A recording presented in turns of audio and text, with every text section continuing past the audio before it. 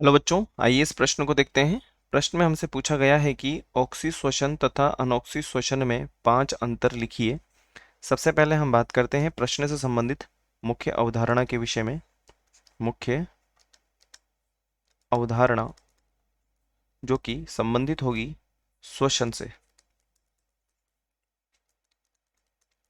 श्वसन प्रणाली। और श्वसन प्रणाली में भी हमें समझाना है ऑक्सी एवं अनॉक्सी श्वसन। अब हम बात करते हैं, प्रश्न में हमसे जो पूछा गया है कि ऑक्सीश्वसन क्या होता है, तो यहाँ पर हम ऑक्सीश्वसन को लिख लेंगे, ऑक्सी श्वसन। और यहां पर हम अनऑक्सी श्वसन को समझाते हैं। सबसे पहले हम लिख सकते हैं कि जो ऑक्सी श्वसन होता है यह सामान्यतया सामान्यतया हम कह सकते हैं कि सभी उच्च पौधों में या जीवों में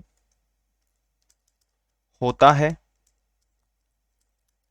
और यदि हम यहां पर लिखना चाहें तो यह सामान्यतया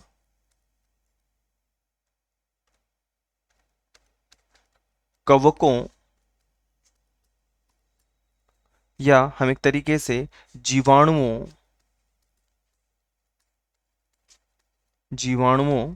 कवकों एवं जीवाणुओं में होता है। दूसरे नंबर पे हम यहां पर लिख सकते हैं कि यह एक स्थायी प्रक्रम है। यह एक स्थायी प्रक्रम है। अगर ये स्थायी प्रक्रम नहीं होगा तो जो भी अगर हम बात करें पौधे हैं, जीव हैं, वो क्या हो जाएंगे, मर जाएंगे। तो हम कह सकते हैं कि यह क्या होता है, स्थायी प्रक्रम होता है, जीवन पर्यंत चलता है, जीवन पर्यंत चलता है। और यदि हम यहाँ पर बात करें तो यह उच्च वर्गीय पौधों में अगर हम बात करें तो लिख सकते हैं जो उच्च वर्गीय पौधे हैं या पौधों में यह अनॉक्सी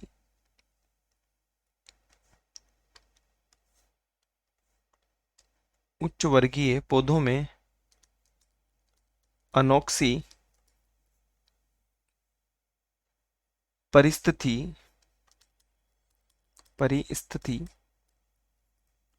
अस्थाई होती है।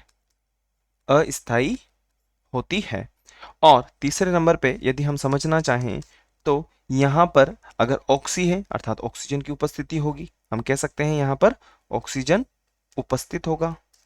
और यहाँ पर हम लिख सकते हैं कि ऑक्सीजन की अनुपस्थिति होगी, अनुपस्थिति ऑक्सीजन की। और यदि हम यहाँ पे समझना चाहें तो यहाँ पर अधिक ऊर्जा प्राप्त होती है, अधिक ऊर्जा प्राप्त होती है। और कितने एटीपी मिलेंगे हमें, 38 एटीपी यहाँ पर हमें ऊर्जा के रूप में प्राप्त होते हैं। और यदि हम यहाँ पर बात करें तो यहाँ पर हमें कम ऊर्जा प्राप्त होती है, कम ऊर्जा प्राप्त होती है। और कम ऊर्जा में हमें मात्र 2 एटीपी ही प्राप्त हो पाते हैं। तीसरे नंबर के बाद में यदि हम चौथे नंबर की बात करें तो चौथे नंबर पे हम लिख सकते हैं कि यहाँ पर ऑक्सीजन की उपस्थिति होना आवश्यक है, ऑक्सीजन की उपस्थिति। और यदि हम यहाँ पर समझना चाहें तो यहाँ पर ऑक्सीजन की कमी होती है या अनुपस्थिति होती है, ऑक्सीजन की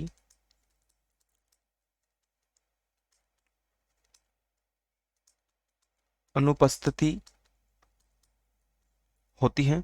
और पांचवें नंबर पे अंतिम में हम समझ सकते हैं कि यहाँ पर जो अंतिम उत्पाद बनते हैं, अंतिम उत्पाद जो बनेंगे वो क्या बनेंगे, CO2 और H2O बनेंगे।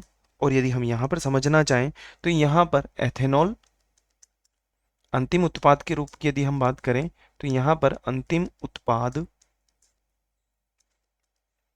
एथेनॉल एवं CO2 होते हैं। और यही 5 जो मुख्य अंतर हैं, यही हमारे प्रश्न के वांछित उत्तर हैं। आशा है आप इसे अच्छी तरह समझ गए होंगे। धन्यवाद।